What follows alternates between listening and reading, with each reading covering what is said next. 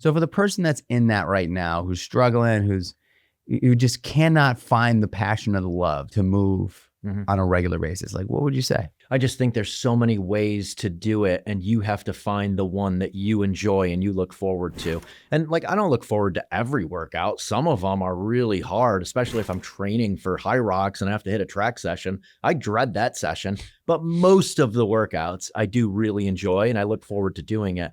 But I mean, it could be pickleball, it could be tennis, it could be triathlon, it could be a high rocks race. There's so many different avenues.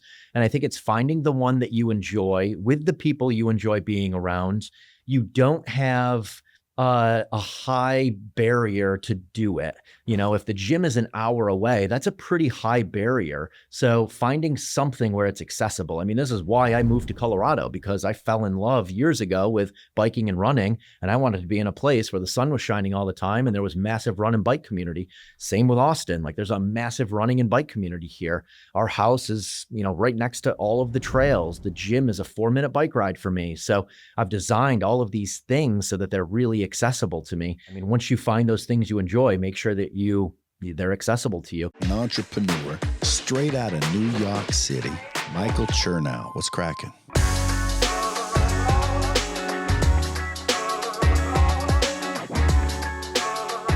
Thank you for coming back on the Creatures of Habit Podcast. Thanks for having me, dude. Down in Austin, had to get my buddy Eric Hinman on the show. So I think we met in like late 2015 or 2016, early 2016. Lululemon, baby. Lululemon. And this is before you were famous, dude. Yeah. This is before I was famous. It was. This is before in our niche. Yeah. We've just had this like really cool 10-year long relationship of just like, you know, being curious. I think that's kind of really what it is most, right? I think I think you're one of the most curious guys I know, and also one of the most committed guys I know. And obviously this is a Creatures of Habit podcast. So curiosity and commitment are two values for sure that we hold kind of near and dear. You've been doing a lot of, I mean, I feel like as far as your athletic journey, you've touched a number of different categories, so many different categories. Five-time Ironman, CrossFit Savage, High Rocks Maniac. Your strength is, you know, and I know that you've kind of structured your year in different blocks, right? Based on what you're training towards or what you're training for. Can you just kind of like walk us through your athletic journey? Because obviously you're way more than an athlete. You're an investor, you're a creator, you're a brand developer, you're an entrepreneur. I mean, you've got a lot of things in your life. Yeah. A lot of balls always in the air, you know, and it's so interesting to watch. But I want to just talk about your circuit, because I feel like people really lean on you. A lot of your audience not only leans on you for discovery, because I think that's what you've done very well, is like you're the discovery guy. Like if people really want to learn about this wild world of wellness that we're in, they just start knocking on your door and sort of looking and seeing what you're taking, what you're doing, things that you're focused on. So, but for athletics, what does your year look like now? Yeah, it's changed a lot over the years. I mean, at one point it was just working out for the aesthetic, and then it was working out to compete in Ironman. And being 45 now, it's much more working out to feel good every single day. And I still like competing in sports. I'm competing in High Rocks now, and I do the Leadville mountain bike race every year. But ultimately, most of the year training in a way that I can just back it up day in and day out and feel good. There's times where I'll go too far into one capacity, like too far into endurance, which I would say I'm kind of in that right now, because I want to get a fast time at the Leadville mountain bike race. So I do more biking volume than I know feels good for me and or allows me to do the other things at a high level. But, you know, I'll put my foot in the arena for a few months of that, but I'm smart enough now to know that if I start feeling like shit, like, okay, back off on that, do some more strength training. What does feeling like shit tend to like how does that manifest in your world? Yeah, I think there's a few. The obvious one is you just aren't stoked about doing whatever it is anymore. You don't find passion and purpose within it. And I had that like a lot in my Ironman years when I was at the tail end of competing in Ironman, where I was skipping races and I dreaded every training session, but I was still just doing it because that was my identity as this high level amateur triathlete in a small upstate city. So I continued going through the motions for longer than I probably should have. So, now I start to recognize that where I don't feel like biking today. I don't feel like running today. So I back off on it. And then the obvious one is like physically, like if I run too many days in a row, I just don't feel good physically, meaning my lower back hurts. I'm achy. I feel like my cortisol levels are really high. I'm waking up in the middle of the night because I'm overtrained. So, those are obviously telltale signs of overtraining in some capacity. And again, being in our mid 40s, like you have to take note of that much more than we probably needed to take note of that when we were in our 20s. So just walk me through kind of like what your day looks like today. Yeah. So wake up around 6:30 to 7, no alarm. I try to do work that I'm not going to get to later in the day, first thing in the morning, just because I won't have as many messages coming in and people hitting me up through in the early morning hours. So 7 to 8:30, I'll usually do like some kind of creative content creation or reply to an email that I've been putting off for a long period of time. And then 8:30, I'm in the gym 4 to 5 days a week doing a mix of strength training and high rocks type conditioning. I still will do some CrossFit type workouts, but I've leaned more into high rocks conditioning over the last year or so. Some of that is I really enjoy competing in high rocks. And some of it is so many of my friends now have just exited the CrossFit world. And many of my friends are more into endurance sports now. So just kind of leaning into, what my friend group is doing and also what I'm enjoying. And then I get done with the gym around 10, eat something, and then usually have all my calls scheduled between 10:30 and 1 p.m. each day. 1 o'clock hits, I usually want to get out in the sun and get some kind of aerobic activity in. So I'll either run or bike. Lately, I've been going back and forth between the two. So one day I'll run, one day I'll bike, one day I'll run, one day I'll bike. And usually they're like 45-minute to 1 hour running sessions, zone 2, zone 3. So, something I can back up day in and day out. Once a week, I'll do a higher intensity running session, like a track session. Mm-hmm. Yep. Not a sprint, but like 1Ks, 800-meter intervals on the track. And then biking is usually 2 to 2.5 hours. I get done with that, have another little work sprint, a couple hours of calls or content creation. And then around 5 p.m., pretty much every single night, we have a crew of people that come over and do contrast therapy. These are friends. These are people who've DM'd me on Instagram. These are, people who own businesses that, want to pitch me working together with them, investors, athletes, a whole mix of people. Last night, we had 2 CrossFit Games athletes over who were in town for like a week with a brand that they were working with. So, people message me all the time and I'm like, yeah, come over, open door policy. Let's hit a contrast therapy session. And then eat dinner, usually barbecue at the house. Although in Austin, I've been going out to dinner a lot because the food is so damn good here. Wind down in the evening, watch a little YouTube, hang out with Sarah, walk our dog Blaze, hit the hay by 9:30, 10 o'clock, rinse and repeat. What top 5 favorite restaurants in Austin right now? There's so many good ones. Dai Dewey is very good. It's kind of a meat centric restaurant with a butcher shop inside of it. I go to Veracruz a lot. They have amazing breakfast tacos. The Migas taco is so good. Oseo, I've been going to on Sunday nights. They have this Korean fried chicken bucket that is the size of this microphone. It's massive. It's like 12 inches deep with fried chicken and waffle fries. So, I eat hearty at dinner, but I eat pretty clean breakfast and lunch. What are you like? What is your breakfast and lunch? Yeah, smoothies, smoothie bowls, eggs, fruit, honey, breakfast and lunch most days. Oats, definitely do oats. I love your new bars. I'll have your bars for a snack when I'm going out for a bike ride. And then dinner, I'll eat a hearty dinner, a steak, burgers, the Korean fried chicken. And I usually have some kind of dessert at night. Lately, it's been frozen berries, honey, and some heavy whipping cream before I go to bed. I think that's been kind of on the roster for a while. It has been on the roster. Yeah, you've seen me do it at Founders Only. You couple years. You took down the amount of honey you were using. Yeah, I did. And maple syrup. Because you were like a bear, right? I mean, you were basically I was drinking it out of the bottle. Oh my gosh. So, okay.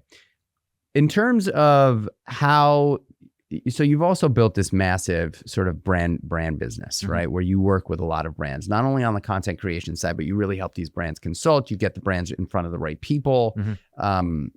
What does that look like for you now? Like how do you go about deciding who you choose to work with? Because I would imagine for all emerging brands in the world of premium fitness, premium nutrition, performance nutrition, you're at the top of a lot of brands' lists in when thinking about who they'd like to work with on the sort of content creator side. For sure. Yeah. I mean, I get name dropped a lot, and that's how I get most of my brand deals now, is just from brands I've worked with, name dropping me to a new brand that's launching. But ultimately, I like working with early stage wellness brands. So, you're not going to see me working with the biggest brand in the world and me just being a billboard. I want to lend all of the business knowledge that I've amassed over the years to someone starting a company or growing an early stage company. So, take like Sisu Sauna, for example. Pete came to me when he was just launching the company. I obviously love sauna culture. I've used saunas for 8 years now doing contrast therapy. And he was a CrossFit athlete. He partially owned a CrossFit gym back in Ohio. He was an ultra runner. Our first call was like 2 hours. Like we just hit it off. And I'm like, I know I can help you tremendously, not only with the content creation, because this is a huge part of my life. And I'm literally going to be posting about it every single day. And I'm going to have 5 to 10 people over every night using it. But I can introduce you to other ambassadors who can help move the needle for you. I can share like strategy around how to move the needle, how to create really good content that will, that's not salesy, but just allows people to see the experience of having a nice sauna in your home. I can invest in a company. I can introduce you to other investors if you need investment. I can introduce you to other brands that you can do cross promotion with. So I would say my Rolodex that I've amassed over the years is more valuable than the audience I have and more valuable than the content that I create. So I strategically make sure that I'm working with people where I can add a ton of value, and that is generally an earlier stage wellness company. Interrupting this episode to share with you that Kreatures of Habit finally launched our protein bar. It's called the Daily Bar. It's made with 20 grams of plant-based protein, 3 grams of creatine. Yes, you heard that right. It also has 3 grams of creatine. It is incredibly tasty and clean as a whistle. All clean ingredients. Take this opportunity. Hop over to creaturesofhabit.com. That's creaturesofhabit.com with a K, and use code KOHPOD20 at checkout for 20% off your first order. Back to the pod. Being a successful content creator is an entrepreneur, right? I mean, that's for sure. That's what you are. And so the beauty of having a brand like yours, the Eric Hinman brand, which is ultimately your business, is that when the pandemic hits, there's no shutting the doors, right? When the stock market, slows down, you're not having to lay off anybody. You are the brand, right? And it's not like you are the brand and you are the door hinge to a product, right? Because you don't own your own products business. You are the product.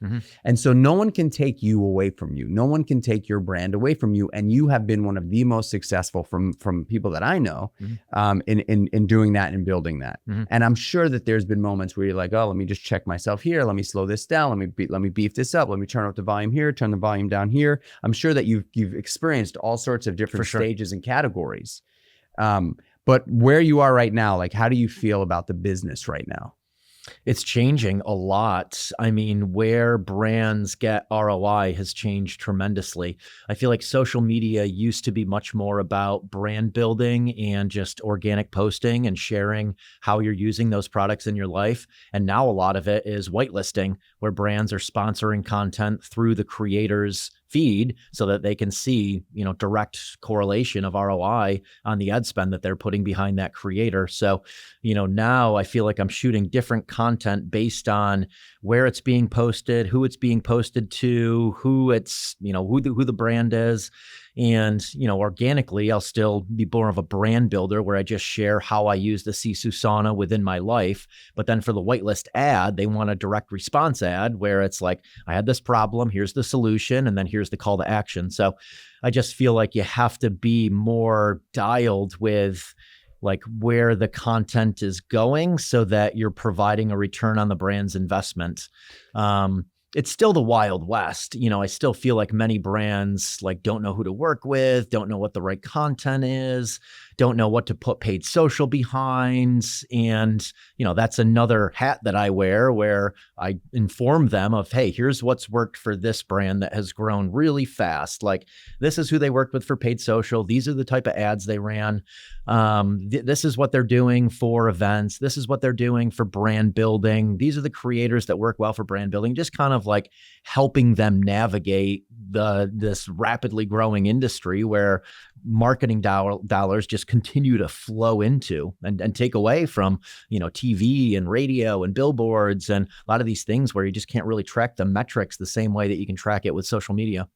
What brands right now for the audience, because I'm sure everybody's really interested in this, like what brands right now are you, whether it's a consumable, a product, a service, what are you most excited about? Or what are the, top 10 brands right now that you've really just sort of been sinking your teeth into? Yeah, I mean, the brands that I really enjoy working with, they're putting on events, they're building a brand. They make you feel like you're part of something. They're building community. So Kane right now is doing an incredible job. They partnered with Diplo's Run Club.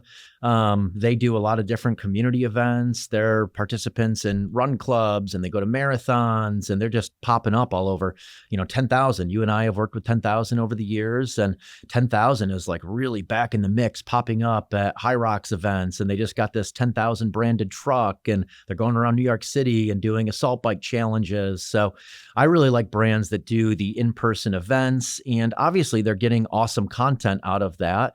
And those are the ones that I'm most bullish on, that they're really doubling down on getting people to feel like they're part of something. What about supplements? What are you enjoying right now, supplement wise? I mean, creatine is something I've taken for a really long time and really believe in. So Create, I've worked with, I invested in Create. I helped raise money for Create.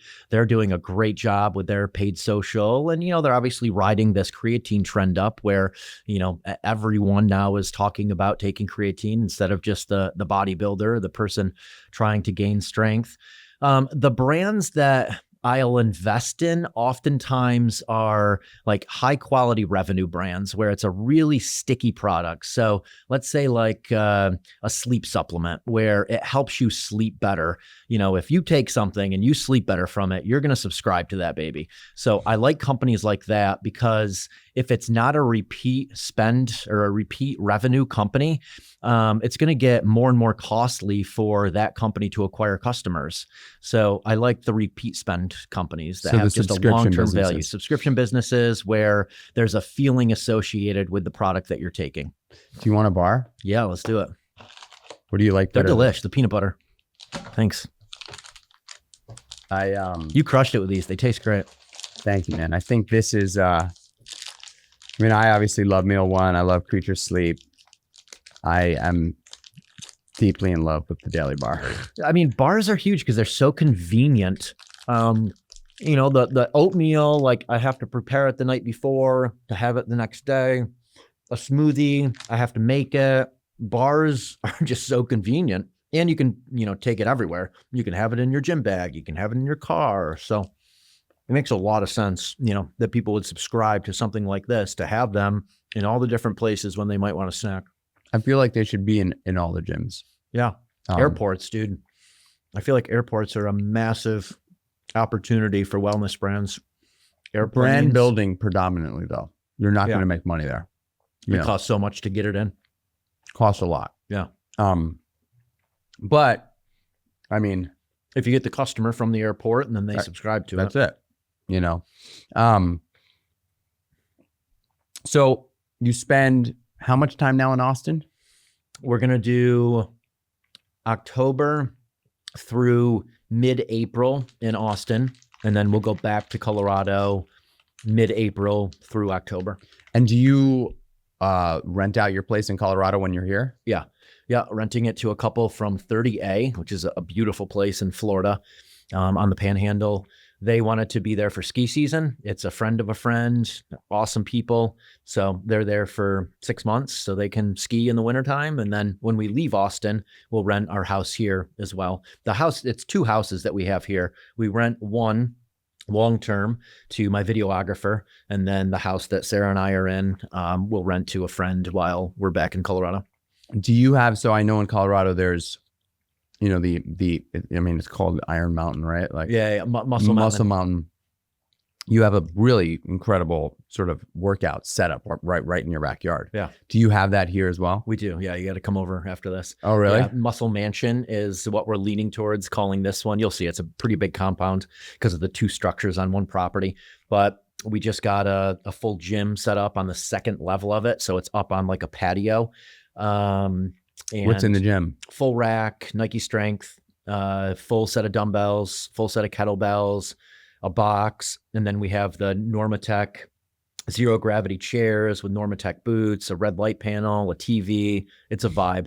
And then down low, like in the lower level, the 2 houses create this atrium. And in the middle is a pool, Sisu sauna. We have a Sisu cold plunge. We have an ice barrel. And then just like in Colorado, we have this whole big product seating area where people can grab, like your bars are there.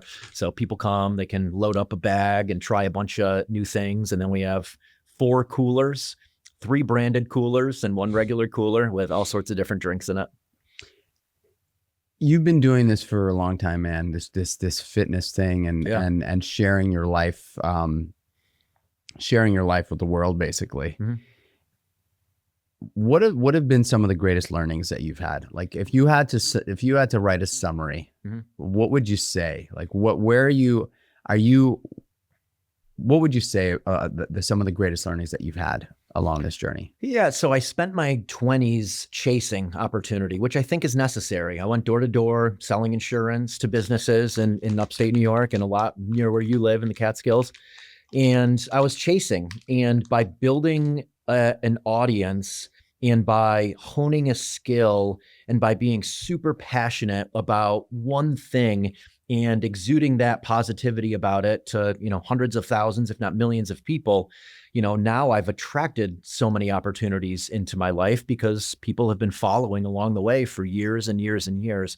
So I think it's important, as you're getting going, to build, to hone a skill, become known for something that you're really passionate about and you want to do day in and day out for years on end.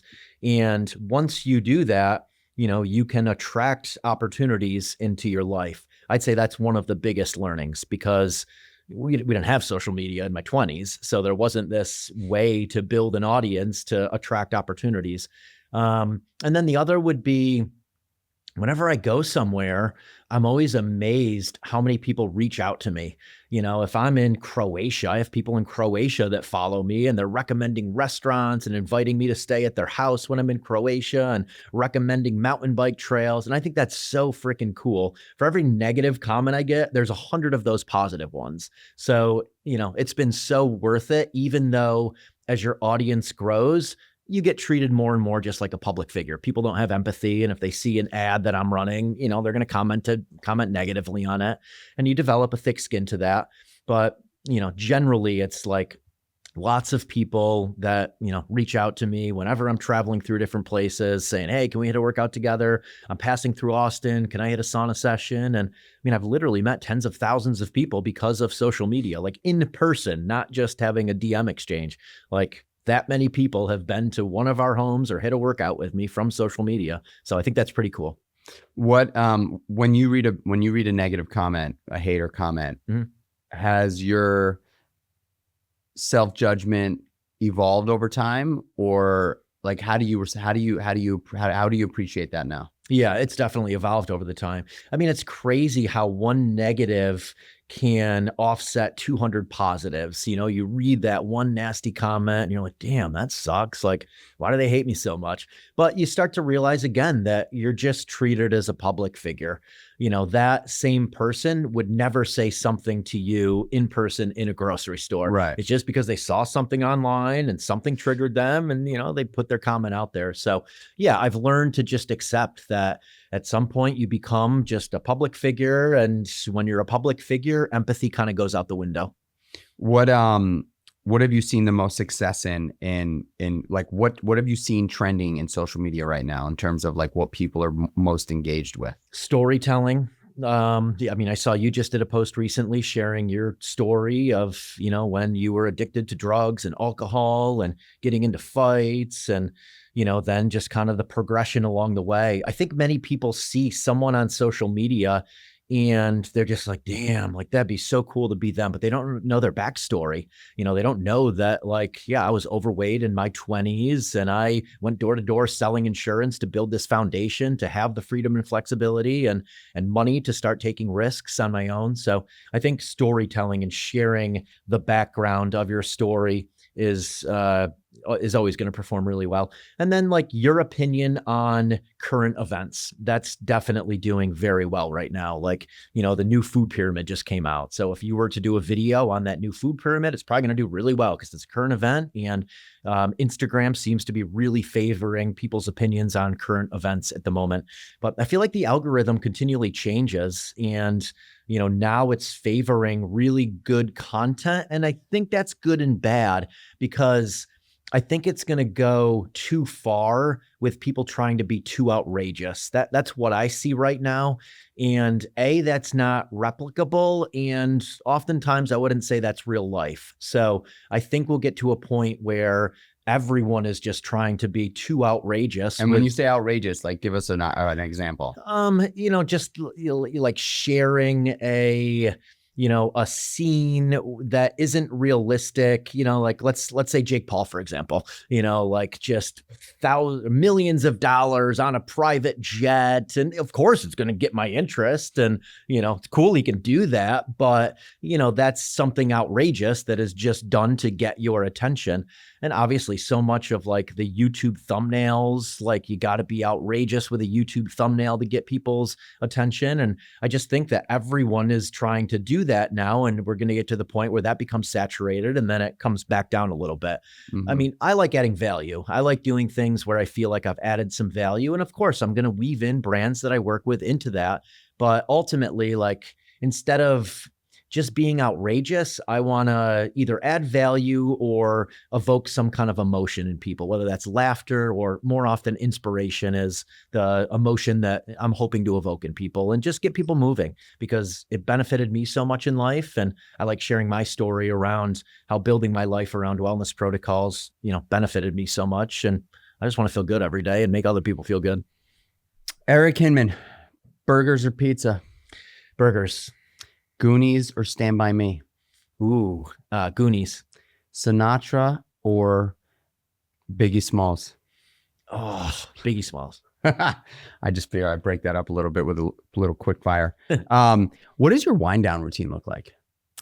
So around like 8:30 every night, I'll usually watch YouTube either with Sarah or you'll see when you come over, we have this outdoor recovery area with the Normatex and I have a TV there. So I'll pop some Normatex on, do like 30 to 45 minutes of Normatec and just watch YouTube. And generally it's a documentary of some kind or a podcast. I like learning stuff. I'm not really into just watching TV for TV's sake. I don't really watch sports. So I enjoy watching other creators. And it could just be like a bike packing trip across Bolivia. I'm like, oh, that's cool. I want to do that. So I'll watch YouTube for a little bit. I avoid highly stimulating environments for the most part at all times. Like you'll very rarely see me at a late night concert or out at a bar. I'll say yes here and there to those things, but I like to avoid anything like that because it affects my sleep. Your cortisol's high from doing something like that, and then it's tough to get to sleep. And sleep is so important to me because my 7 a.m. is so much more important than my 9 p.m. Like I really look forward to my days. I look forward to the workout. I look forward to creating content and talking to people. And I just want to have a lot of mental clarity and creativity and physical energy throughout the day. So, I think the biggest key to sleep is sticking to a similar structure, getting to bed around the same time, avoiding highly stimulating environments late at night, waking up around the same time. Do you have any sort of in the bedroom sleeping tools that you use? Yeah. I wear earplugs, these sleep pods from Oslo. I love those, dude. I love those things. They're awesome. They I fit freaking really well. love those things. Yeah. Like I've been sleeping with an AirPod in my right ear for years because I typically sleep on my left side, and I always fall asleep to a podcast or an audiobook. Mm-hmm. But the fact that those things are so flat that you can lie on your ear, they're really comfy. I love those things. Yeah. I am a huge fan. Awesome. Sleep mask from Dream Recovery. I have one of your collabos with them, the Creatures of Habit sleep mask, but I've worn a sleep mask for like 15 years now. We set the temperature really cold, like 65 degrees. God bless my girlfriend, Sarah, that she allows that. Our dog does sleep with us. In bed? In bed, right in between us, literally. We have a king size bed. So I'll put it like a little pillow barricade up before I go to sleep so that I kind of block myself from Blaze moving throughout the night so I don't wake up. But controlling your environment is huge. Blocking out as much sound as you can possibly block out, blocking out light, and sleeping in a cool environment. We have really comfortable, I think they're Attitude sheets that we sleep in. What are they? We have a chili pad. Attitude. So tell me about that. They're really comfy. I think they're cotton sheets. Okay. Super soft. Cool. And so you have a chili pad? We have a chili pad. Yep. So can set our temperature in the bed at night, which mine's cold, super cold. I have, for the first time in a decade, have stepped away from wearables. Mm-hmm. I wear my Garmin watch because I love my Garmin watch. I use it for running. I use it for timing. I use it for, I do track my steps, which I probably don't need to do anymore. But for the first time in the last decade plus, I was a Whoop guy for many, many years. Just I never not had one on. You know, I haven't worn it in about a month, and I still have my Whoop, my Whoop tan line. Yeah. I have felt immense freedom, actually. Sure. So what is your thought on wearables? I have an Oura ring. I like it for accountability. I do check my sleep score every morning when I wake up. I don't check many of the other things. I mean, I'll see what my resilience score is and see if there's any symptoms that I should be aware of. Like this morning I woke up and my heart rate variability was very low. It was 10. I think that's the lowest I've seen it. I hit a really hard leg session yesterday and then biked a couple hours, and about 90 minutes into my 2-hour ride, I was just like, wow, I'm not feeling it today. I toasted myself with that leg workout. So I kind of knew that I was going to be really inflamed this morning waking up. And sure enough, it was that. I mean, I'm feeling based. Like I've been doing this a long time. So I know if it's a day to train hard or a day not to train hard. But I do enjoy looking at my sleep score. And then I have a bike computer to see my watts. I mean, I do endurance stuff. I feel like it's more necessary than just like strength training, because if I'm going for a 3-hour ride, I want to make sure that I'm not overdoing it with my watts early on in the ride to have it affect me later in the ride. And then, again, I know how a lot of this stuff feels, but with running, I like monitoring my heart rate. So I know that, okay, I'm at 135 heart rate. I can maintain this for, 90 minutes if I want to. But if I'm at 150 heart rate, like that's not something I can maintain for a long period of time. So I do monitor it, and I like the tracking aspect of it, especially as I ebb and flow out of different things. Like if I'm ramping up for Leadville, I want to see my watts going up and my heart rate going down. If I'm training for High Rocks, I want to see my mile pace going down with my heart rate going down. So I like just seeing the progress within it. Do you have all of your races planned out for the year already? I have a lot of them planned out. Yeah. What are you doing? High Rocks, individual pro, Phoenix in 3 weeks. Houston, individual pro, the end of February. I'm doing some gravel races. I've really been enjoying, I was telling you when we were walking in, been enjoying my gravel bike. So I'm going to do this 100-mile gravel race in Fruita, Colorado in April. Definitely doing Leadville mountain bike race. I love that one. That's probably my favorite thing I do every year now. That's in August. I'm considering doing the Leadville 100 trail run, which I'm going to have to make a decision here pretty soon if I do want to do that. Have you done a 100-miler before? No, the longest I've gone is 44 miles, rim to rim to rim, Grand Canyon, which I'm going to do that again with a big crew in May. I'll do Ford Pass Loop, which is a 28-mile trail run between Aspen and Crested Butte in July or August. I honestly like doing a lot of these big outings with friends, even more than the races now. Like I'm considering just putting together like a bike packing trip and inviting 10 friends to do that with me. I've been enjoying that more lately than like, the serious racing, but I will still sign up for them because I feel like they're an obstacle that I have to overcome by training for it. What do you think would happen if someone said to you, like, no more? Yeah. What, like if there was something that came up and it was just like, no more of this. Like, yeah, it would be the worst news in the world. And I would find other skill-based activities that would yield, purpose and passion. Like I love making espresso. When you come over, I'll make you an espresso. I just got a La Marzocco espresso machine. Nice. So, I've been playing with different beans and grind size, and like steaming the milk is an art in itself. And then you have latte art. So I've been enjoying that. I love grilling. So just like perfecting the perfectly grilled steak. I would find other skill-based activities to like pour my time into. But yeah, exercise is a huge component of my life. What do you think it is? I love progress. I love pushing myself, and I love progress. And I can find progress in other aspects, but I do really enjoy the physical aspect of progress. And, I'm getting to a point where I can't get that in all disciplines anymore. Like it's tough to gain strength now in my mid-40s. It's tough to get faster running. I think I've probably run my fastest times. I've probably run my fastest marathons, my fastest Ironmans. I'm still progressing in cycling. I still continue to get more fit in cycling, and specifically mountain biking, because there's a skill-based aspect to mountain biking. So I enjoy combining athletics with skill. Same with CrossFit. I progressed in CrossFit up until about a year ago, just because I was progressing in the skill of CrossFit, like getting better at the movement patterns and getting better at gymnastics. So I really, really enjoy just progress in anything. Do you think you'll probably fully exit the sport of CrossFit and not do the open and things like that, and really sort of lean deeper into the world of high rocks? I don't know. No, I could see a world in which I get back into competitive CrossFit. I do miss a lot of the skill-based aspects of CrossFit in the training that I'm doing now.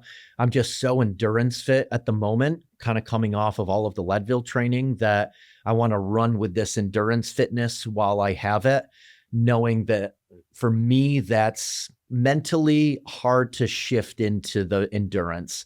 Physically, it comes pretty easy just from my years of doing Ironman, but mentally, it's tough to ride for 5 hours. It's tough to do a 90+ minute run. And right now I'm in that mindset of like, it feels like nothing, 5-hour ride, not a big deal. I'll do it. So while I'm in that mindset, I want to tackle a few of these other endurance things that I've been wanting to do. But I feel better when I do less endurance volume and more strength training and more like accessory work and skill-based stuff. And that's CrossFit. The thing I don't like about CrossFit is CrossFit workouts or CrossFit competition. I like training for CrossFit, but I'm not as big of a fan of like the CrossFit competitions when you're snatching moderately heavy weight with your heart rate super elevated, or, doing deadlifts at a heavy weight when, your form is compromised. But I enjoy training for CrossFit. I have been, very similar to you, although not nearly as intense as you are in the mindset of competition, though you said that competition isn't really what it's about for you these days necessarily.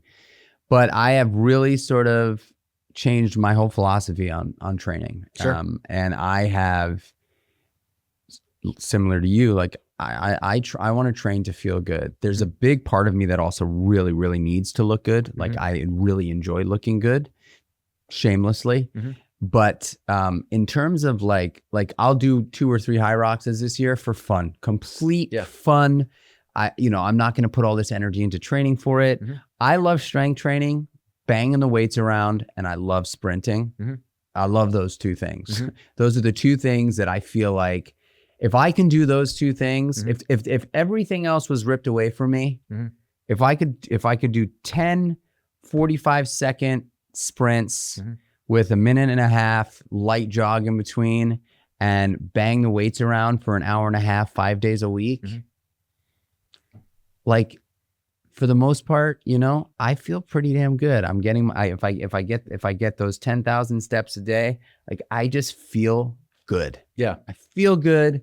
My body, I don't lift heavy at all anymore. Like I have no desire to pull 415 pounds, 405 pounds off the floor anymore. Like just no interest. Yeah. Just because every time I do it, you're out of commission for a few months. I'm out. Yeah. I'm out. Maybe not for a few months, but like every time I squat heavy or deadlift, conventional deadlift heavy, it impacts every other workout for the rest of the week for me. Yep. It just does. And I don't know if that's because I've been doing it for too long and my body's just basically like, chill. Or if I'm just getting older, right? And I'm just not recovering as faster. And I've tried the BPCs and the peptides. It just doesn't work on that stuff. I mean, maybe some people have had success with it. I certainly have not. Like it's not, I've tried BPC 157. I've jammed it into my back. I've had knee issues. I tried it in there. Maybe my body just doesn't take it the way other people have, but like, I just don't use it because it doesn't really help me recover as fast as, people say that it helps you recover. So, I really have found a groove in training early in the morning. It's like, dude, I fucking love getting up in the morning at 5:15-ish because my kids wake up and I want to be there for them. But I really love getting up early and throwing back a pre-workout and going into the gym. Like, I love it, dude. I genuinely, I love it. Same. And guys like you and I are so lucky to have that love. Not does not need love. Some people are like, God, I gotta go to the gym. I'm like, dude, I get to go to the gym. And I know that you have that same passion for it, whether it is self-serving or life-enhancing or whatever it is. There is this undeniable love and passion that you and I both have and have had for a long time for this world of movement. Can't agree more. What would you say to the person listening right now? Who it's the beginning of the new year, right? For years, people roll their eyes. For the last, 10 years, people have been like, New Year's resolutions, New Year's smesolutions. Don't make New Year's resolutions. I actually disagree. Like, set a goal. Give yourself the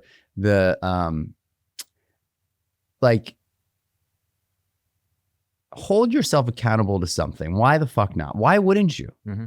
Not 10 things, but something, So for the person that's in that right now, who's struggling, who just cannot find the passion or the love to be in, to move on a regular basis, like, what would you say? Yeah. I just think there's so many ways to do it, and you have to find the one that you enjoy and you look forward to. And I don't look forward to every workout. Some of them are really hard, especially if I'm training for high rocks and I have to hit a track session. I dread that session, but most of the workouts I do really enjoy and I look forward to doing it. But I mean, it could be pickleball, it could be tennis, it could be triathlon, it could be a 5K, it could be, there's so many, a high rocks race, there's so many different avenues. And I think it's finding the one that you enjoy with the people you enjoy being around. And it's something where you don't have a high barrier to do it. You know, if the gym is an hour away, that's a pretty high barrier. So finding something where it's accessible. I mean, this is why I moved to Colorado, because I fell in love years ago with biking and running, and I wanted to be in a place where the sun was shining all the time and there was massive run and bike community. Same with Austin. Like, there's a massive running and bike community here. Our house is, you know, right next to all of the trails. The gym is a 4-minute bike ride for me. So I've designed all of these things so that they're really accessible to me. And yeah, I mean, once you find those things you enjoy, make sure that they're accessible to you. And also know that, like, it may not be forever. Like, I played tennis for a year. I love tennis. I thought I was going to play tennis the rest of my life. And then I found triathlon. That was when I was first getting back into shape in my late 20s. I was like 27 or 28. And my business partner at the time in my software company, he and I would play 5 days a week for like 90 minutes. And I got pretty good at tennis. And then I found triathlon. And then I was like, oh, I like this even more. And then I, you know, was kind of 1 foot in, 1 foot out of tennis. And then both feet into triathlon, both feet out of tennis. And I've done that a number of times where I'll like start doing something, recognize that I really enjoy it, and then take both of my feet out of what I was doing before. I love you, bro. I love you too, man. I do. It's so good hanging with you always. You know, it's like I look across the table and I say, you know, we don't get to hang out a lot, right? We live in different places. You're busy as hell. I'm busy as hell. But it's like we've both evolved so much since we first met, you know, and we've worked with a lot of the same people, and we've done a lot of similar things. And every time I see you, I feel like, you know, we hang out all the time. And so I think that that's like, it's relationships. And you have been one of the most inspirational people for me in regards to building quality relationships, you know, and I always share this story that when I read it for the first time, when you shared, like, you know, things that you try to do on a daily basis, this is years ago, you said, you know, I try to meet at least one new person every single day, like just one new person. And that evolved to inviting people over to your house, 100%. Just randomly having, like, I can't tell the amount, like the times that I've been to your house where you're literally meeting people for the first time that are just showing up at your door, you know, and the fact that you're just open like that. And I just believe that you have a level of comfort with the people that gravitate towards you, where you just don't believe that there's going to be some real wackadoos. Have you experienced any real wackies? I really haven't. No. You know, because again, like, I don't have a following from fame. It's just from putting my life out there day in and day out for years. So generally the people who message me, they're people who are very interested in hitting hard workouts or going on long runs or, you know, sitting in a really hot sauna.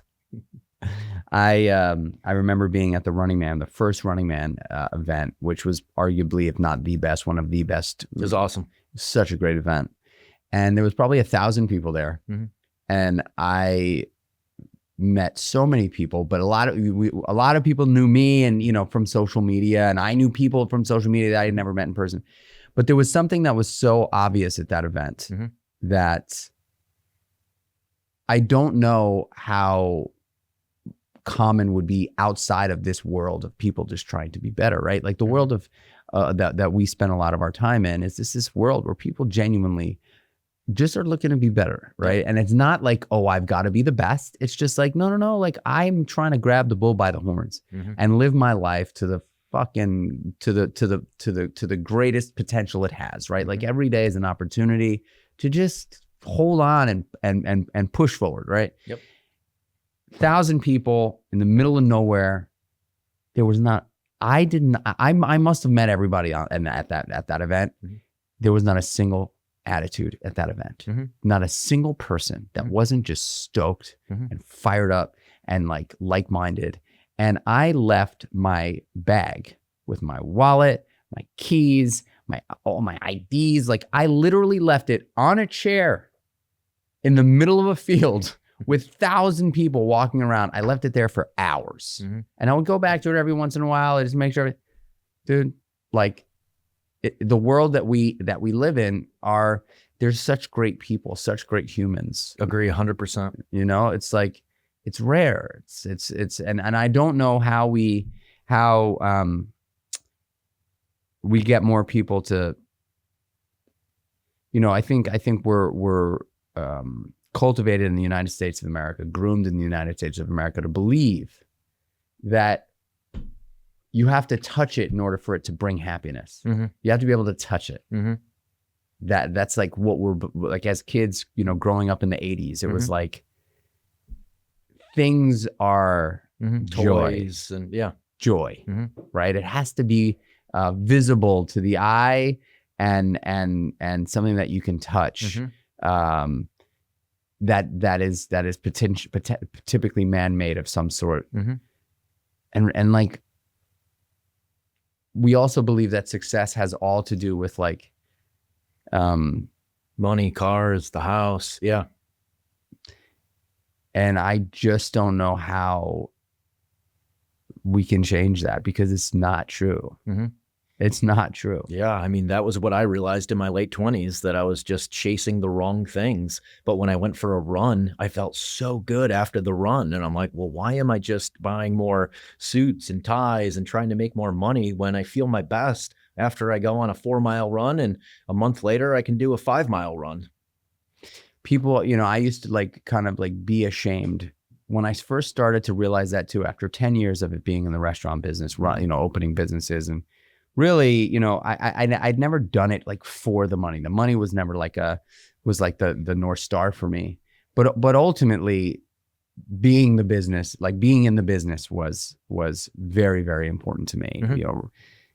Show that you're there. Yeah. Show that you're working hard. Show that you're committed to it. Right. And I think in the beginning that is potentially necessary. Right. Mm-hmm. But there is a point where it becomes totally adverse to like a lifestyle that anybody would truly want to live. Mm-hmm. Right. And, when you speak to a lot of these businessmen that are like the generation above us in their Mm-hmm. 70s, right. Specifically in my industry at the time, in the world of restaurants, anytime I'd get to sit down with one of these older guys, one of these OGs, I'd be like, all right, so like, what's the thing? Just tell me just one piece. And 9 out of 10 of them say, spend more time with your family than I did. Mm-hmm. Spend more time with your friends than I did. Mm-hmm. And I think finally now, like we may, like I used to be embarrassed to be like, yeah, you know what? Like when I started Creatures of Habit, of course, I mean, I work when it's necessary, I work into the night, but like today I don't. Mm-hmm. I start work at 8:30 in the morning and I am done at 5:30. Mm-hmm. And that's it. Mm-hmm. I work 8 hours a day, sometimes 9. There's always an hour in there where I go out for my walk. Mm-hmm. And I have breakfast with my family every morning. I have dinner with my family every single night. Mm-hmm. And 10 years ago, I would have been ashamed to say that because of my perception of what the world would categorize me as like, not enough of a hard worker. Yep. Same. I think we're all so concerned with the public perception of success instead of, are we fulfilled? Are we waking up in the morning passionate about what our day is going to be? Did we design our perfect day? And, I would argue that many things are above and beyond the business in your perfect day.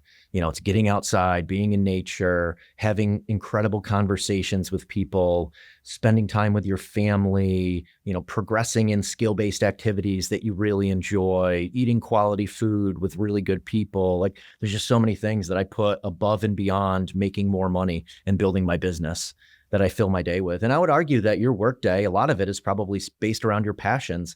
Even the conversations that you're having with people, like these are people that you enjoy having conversations with. It's not like you're trying to sell someone something that you don't really care about just to make money for yourself. Like you're doing something that's very purposeful for you and having conversations that you find a lot of purpose in.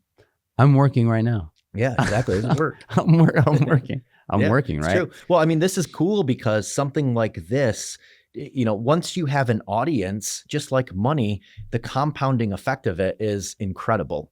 So that's what I always tell young people is like, figure out things you can build now that in your 40s, it's just you're going to be leveraged. You're going to have massive leverage from what you built in your 20s, whether that's, financial freedom, residual income, a real estate portfolio, connections, knowledge, skills, like, man, build those babies up in your 20s because in your 40s, you're going to be able to leverage that a ton. Eric Hinman, sauna or cold plunge? Ooh, God, I have to answer this both ways.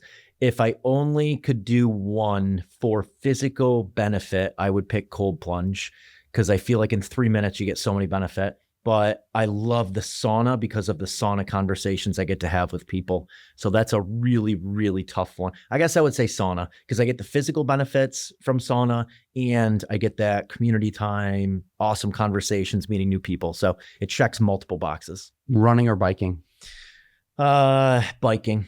I love biking. I love running too, but I feel like biking has consistently been one of my favorite things in the world. And running, I kind of go in and out of. Like, I love running right now, but 5 months from now, I might not love it because I'm doing too much strength training. Ketchup or mustard? Ketchup for sure. I love ketchup. Sweet potato mash or regular potato mash? Sweet potato mash. Austin or Denver? Oof, God, that's a real tough one. I think I told you this when we were walking in. Colorado specifically is more fulfilling for me, but Austin is a more fun city than Denver is a fun city. They both offer massive benefits, and they're two of my favorite places in the world. If I could only pick one, I'd probably pick Colorado just because of how much I enjoy the views, the biking, and many of my closest friends are in Colorado. Would you rather take a bath in boogers or cow poop? Oh, cow poop. Boogers is just nasty. Boogers. Boogers, man. I've stepped in cow shit. I've probably gotten cow shit all over my body before, so that won't be too bad. I have sons, 10 and 8, and I'm so grateful that my sons don't eat their boogers, but some of their friends do. Yeah. And when some of their friends that come over Throw up in your mouth. that just eat their boogers, man, eating boogers is it's just not a thing, you know? No.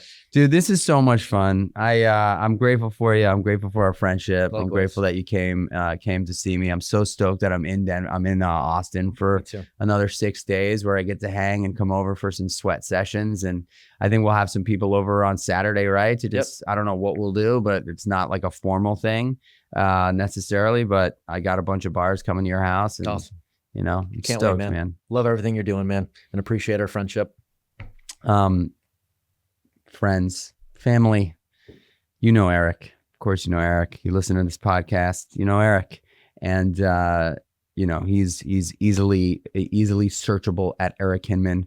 He's built a really, really cool YouTube channel that I've been really watching and seeing how he's been building that over the last year or so. It's been really interesting for me. It's something that I haven't done, and so I'm looking at Eric's YouTube. So you should check out Eric's YouTube because it's really, really cool.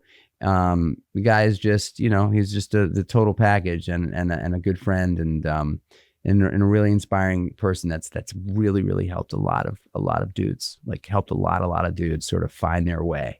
And so if you don't follow him, you should follow him at Eric Hinman, all across all platforms. I think he's most active on YouTube and Instagram.